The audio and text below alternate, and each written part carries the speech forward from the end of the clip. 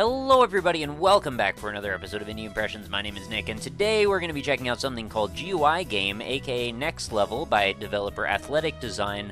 It's sort of an experimental puzzle game that focuses on the premise of how people interact with UIs, things such as desktop menus and, drop-down menus and all the kind of things that we run into on a very regular basis in the, system and OS things that we use to manage our computers.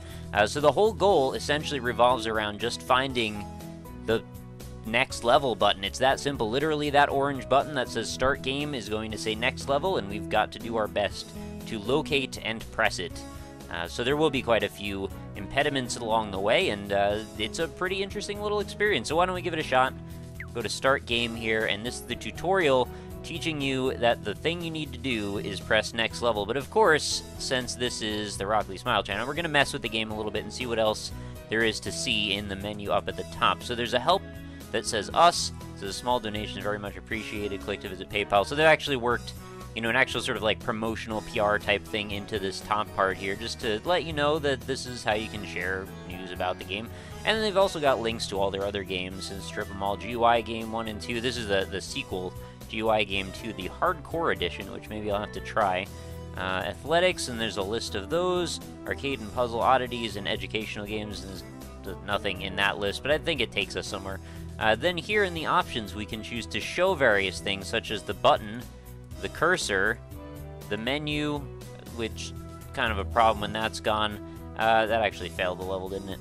And then the background, which when the background's not present, is kind of an important detail. Your mouse will actually fall into it. So there is some sort of strange sense of depth perception that goes on here with the background, and we've got to make sure we keep our mouse over some part of this blue gradient. So anyway, also there's all the levels that I've played through. I played a little bit of this in advance, so I didn't want to get stuck. I know I've had some bad luck in the past with puzzle games, and not being able to show off an adequate amount of them. So I played a little bit ahead, further than I normally would, probably about 10 minutes or so. I'm guessing I probably played the majority of the game, but it's such a cool premise, I just wanted to show it off. Alright, so we are at the next level. As you can see, there's no button readily apparent here, so, well, the next thing that I would probably do is go looking for it in one of these menus, just in case maybe there's something I can manipulate. Oh, we've got an option here that we can check the button up, and there it is. So next level indeed. A mind of its own. Oh, alright, so we've got our mouse seems to be mirrored in both X and Y axis, it seems. So yeah, going up and to the right goes down and to the left. So, that's something that we can pretty easily overcome. I've certainly ran into things like that in various other games. So this level is called Hide and Seek. That's going to give me a hint that perhaps, well, the button seems to be missing again. Oh, and it's sort of like half hidden underneath the menu there, but not impossible to find. This is our difficulty curve. So this is the first one that actually made me think for a second. So the background, like I already pointed out, and I had sort of discovered this as I was playing on this level. I didn't know this, right from the start, because obviously it's not the most intuitive thing to know that when your mouse goes off of that it falls off and loses, or, it becomes a fail state, essentially. So what we need to do about this situation is actually kind of interesting. We need to think out of the box a little bit. Literally, we need to take our mouse, carry it around the outside edge of the window, and over to the other edge there. There may even be another way. Yeah, we can also use the help menu as sort of a bridge to lead us over to the next level button. So there are some other options other than the thing that I thought at first. Only one really works. Well, this is just sort of a trial and error type thing. Is there a way that we can tell concretely which one is the proper one? Oh, yeah, I think there is actually. If you look very, very carefully, I might even be wrong about this. It looks like that center one, the one that's on the screen right now, is actually slightly more crisp. Yeah, and I think it was actually. So the others were just replicated ones that were just slightly blurry. You could just sort of barely tell. So this is Hide and Seek 2. I'm going to jump to the same conclusion I did before, and let's undo the menu. Yeah, there it is in the top left corner, hidden there.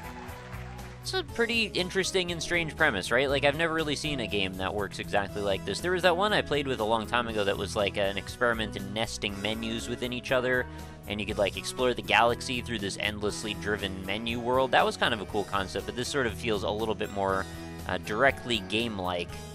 Now we're going to do trial and error again and figure out which is the proper button that we need to press. So far, so bad. I actually don't remember which one it is. Even though I did this already, I thought it was one of the ones down towards the bottom. Oh, it might actually be different every time. It looks like maybe the buttons were actually moving around, so that's actually a pretty good idea if that is the way that that worked.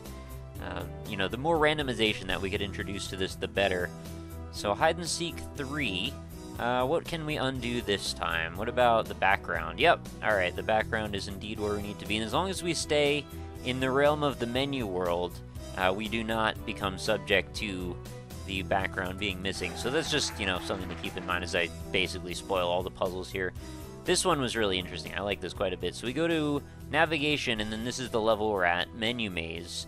And what we need to do here is figure out how to link up all of these menus, and once you fall off of that, it basically brings you back out. So you've got to find the right maze to proceed, or the right path through the maze to proceed towards the... Oh, dead end ahead.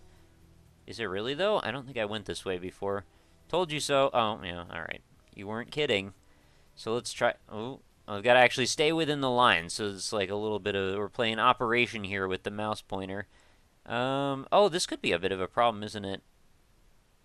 So when you've unlocked more of the levels, as it turns out, the menu actually seems to get in the way of this menu maze, so I'm not sure it's actually possible to get to the exit from here, because underneath menu maze, it would actually just take you, it would say, eventually lead you back up to the menu where it said next level underneath menu maze, and now there's stuff there, so I guess we can't really do that level.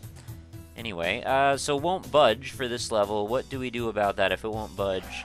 Well, we just don't use the mouse at all, actually. This one's stealth. We need to try and carefully guide the mouse cursor onto the next level button, but it doesn't want to cooperate. In fact, it is completely impossible to get the mouse cursor on top of that button. No matter what you do, it will always stay 1 pixel away from you. So the only solution that I've been able to find is to just untoggle your cursor, go to the side of the window, and then try and approximate how far over you need to move the mouse to get it to land right on the button. No, we probably want the button. We probably don't want the cursor there. So we have to use the space outside of the actual game space, which is kind of just like a weird and cool premise. You know, another way I could do this, just push it over to the edge of the freaking screen, and then I don't have to guess anymore. The cursor go away, and there we go. It's ergonomic. It makes things easier. Oh, I accidentally dragged my mouse off the border before I even knew what I was doing. So this one, the goal revolves around dragging these buttons around. You can actually move them, and only one of them, again, is the correct one, but I'm not sure which it is. So we'll try dragging them until we get the proper answer. I'm pretty sure it's going to be one of the ones off the edge, though, every time, because that would just be too easy, right? If it was just one of the ones that were just sitting, ready to be clicked. So far, so bad. I think I've clicked, like, all of them. So I think I just have to get lucky and pick the right one at the right time. And, you know, that could be a little frustrating when you've kind of tried to eliminate them by a process of elimination and, you know, you're not getting any results from that. But what can you do? It's, you know, 1 in 9 chance that we'll get the right one. I don't know why I'm dragging it to the one that's on the actual background. But we'll get it eventually. Anyway, I should probably wrap up the episode, albeit, again, a rather short episode, just because I don't want to spoil the last few puzzles. There's some still kind of interesting ones ahead, as well as a whole other game that revolves around the same premise that, as I already pointed out, you can get to right from the menu at the top. And since this is a browser game, all that stuff just happens rather seamlessly. You don't have to worry about finding it or anything. You just be able to just go click on it. So, generally, really cool premise. I really enjoyed Next Level. I think that this is a kind of a thing that I would love to see elaborated upon in other different works.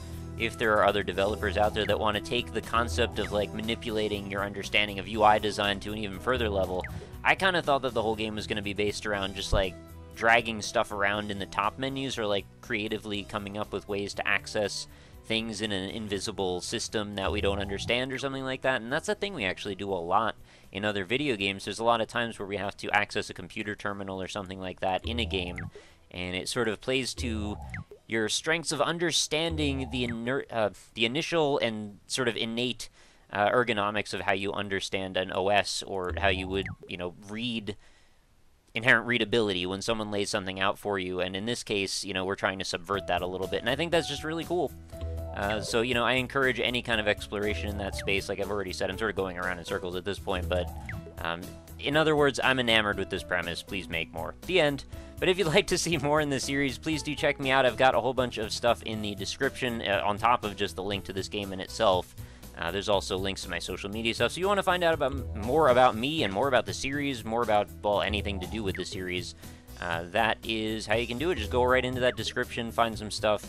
Go check out the website too, indie-impressions.com, if you don't mind. There's over 700 other episodes that have done this type of critique too, so if you want to find more indie games, in fact, a new one every single day, consider subscribing to the RockLeeSmile channel. I greatly appreciate it. It helps me out, helps you find new stuff, and hopefully keeps me going so this series can continue on indefinitely. So, with that, I will leave you for another day. Thank you so much for being here. Thank you so much for watching, and please do leave some comments. Let me know what you think about this game. If you have any criticisms of it or suggestions for, how this could branch out into becoming something different or unique or wonderful that's not in the direction that it's going in now, feel free to discuss. I would love to hear from all of you.